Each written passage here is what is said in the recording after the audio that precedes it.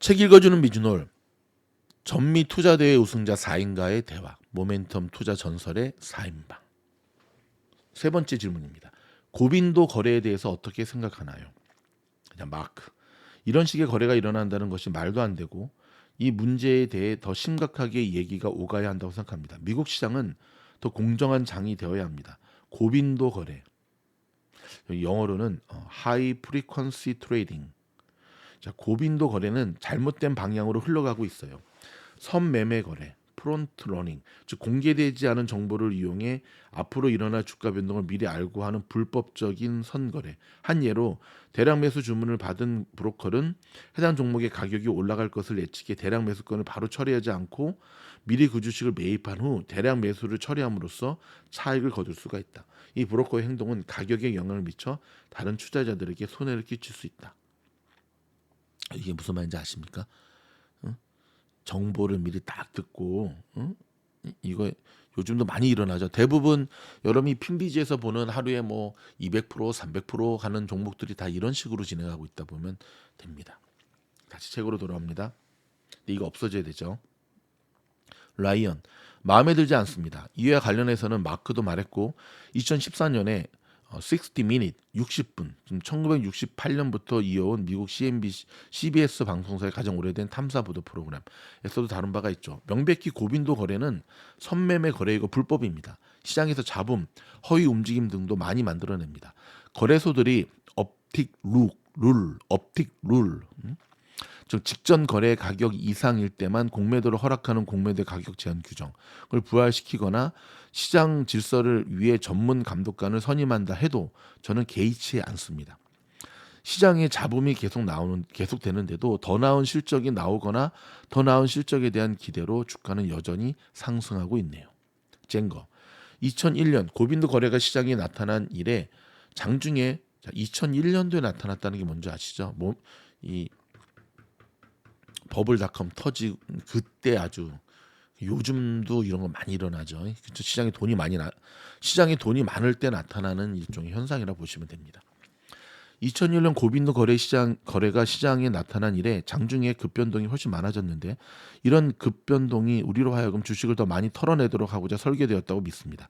거래 단위가 8분의 1에서 소수점으로 바뀌면서 스프레드, 즉 거래에서 매수와 매도 간의 호가 차이, 스프레드가 굉장히 얇아졌고 그에 따라 고빈도 거래가 강력한 힘을 갖게 되었습니다. 고빈도 거래의 알고리즘과 갈수록 세련되고 섬세하게 진화되고 있는 인공지능이 통합된다고 생각해 보세요. 어쩔 수 없이 우리 인간 트레이더는 이를 받아들이고 적응해야 합니다. 장중에 나타나는 약세에 매수를 하고 3분 차트, 5분 차트 등 더 짧은 시간 차트를 이용하는 것을 생각해 볼 수 있습니다. 또 다른 대안으로 단단한 요건이 받쳐주는 브레이크 아웃에서만 매수해서 고빈도 거래의 수령을 피해가고 이중 상승하는 것들은 몇 달간 보유하는 방법도 있고요. 그러면 고빈도 거래와 무관하게 트레이딩을 할 수 있습니다. 변동성 및 가격 급변동과 관련해서 마무리해 보자면 전적으로 고빈도 거래만 탓할 수는 없습니다. 그러니까 고빈도 거래가 아직도 뭔지 모르시는 분들은 그 있잖아요. 막 급등 막 하고 막 그냥 막 갑자기 막 홀트 나고 막 그냥 몇백 프로 가고 막 그냥 확 떨어지고 막 하는 그런 거 얘기하는 거예요, 여러분. 온라인 매매가 등장하면서 몇만 명의 개인 트레이더가 굉장히 높은 빈도로 사고 팔면서 시장의 에너지와 민감도를 더 불러왔습니다. 그렇죠.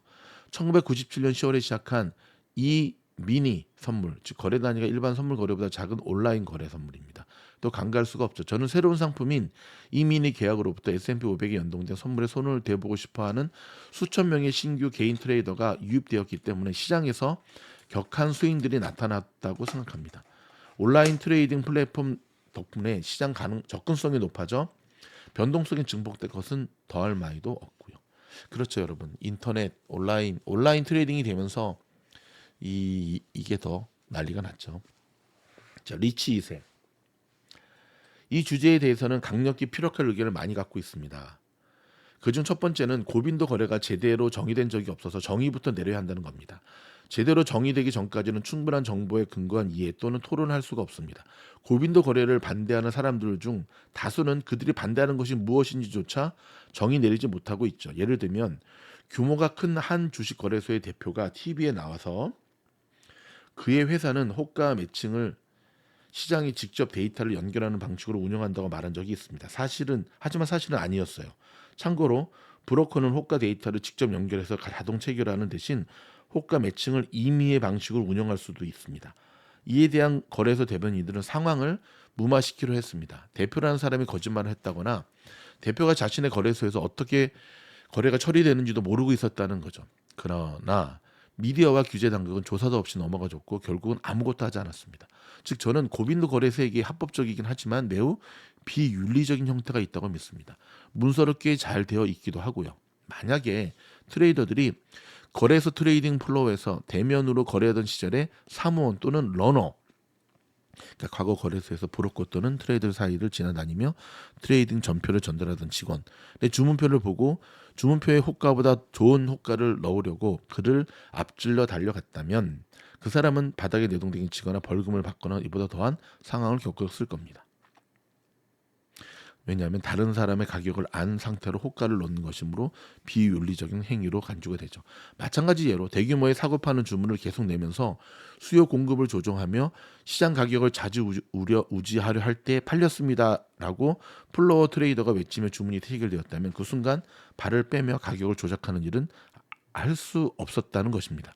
이건 여러분도 마찬가지입니다. 팔렸습니다라고 외치자마자 돌아서며 거래 규모를 1000에서 10개로 바꿔야겠어라고 할 수는 없었을 겁니다.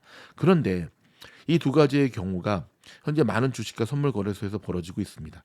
시장 가격은 공정하고 규칙적으로 정해져야 하는데 몇몇 거래소가 지금 하는 게임은 그렇지 않으며 그들은 시장의 존재 이유 자체를 약화시키고 있습니다. 여러분 언젠가부터 세력들이 개미들을 태운다. 많이 들어봤죠? 언젠가부터 그렇죠. 저는 이게 가장 심한 주식시장이 한국 주식시장이라고 생각을 하고요. 한국 주식시장 아주 세력들의 판때기죠. 그렇죠? 금감원이 다 못 잡아내요, 여러분. 금감원이 잡아내는 거는 빙산의 일각이고 더 심각한 게 뭔지 아시죠? 처벌이 솜방망이기 때문에 뭐 막말로 몇 년 살다 나오면 또 그 짓거리를 하죠. 왜 권도영이 기를 쓰고 그 로펌 해가지고 한국으로 송환되려고 노력했는지를 알면 답이 좀 나오죠. 그렇죠? 그래도 전 세계에서 가장 공평한 주식시장이라고 일컫는 곳이 미국 주식시장인데 이 전설들의 말에 따르면 미국 주식시장에서도 여전히 이런 일들이 활개치고 있다는 겁니다. 자, 제가 여러분에게 계속 드리는 말씀, 우리는 세력들의 밥이 되지 않기 위해서 정말 정신 똑바로 차리고 미주놀과 함께 조심해야 됩니다. 다음 시간에 뵙겠습니다. 고맙습니다.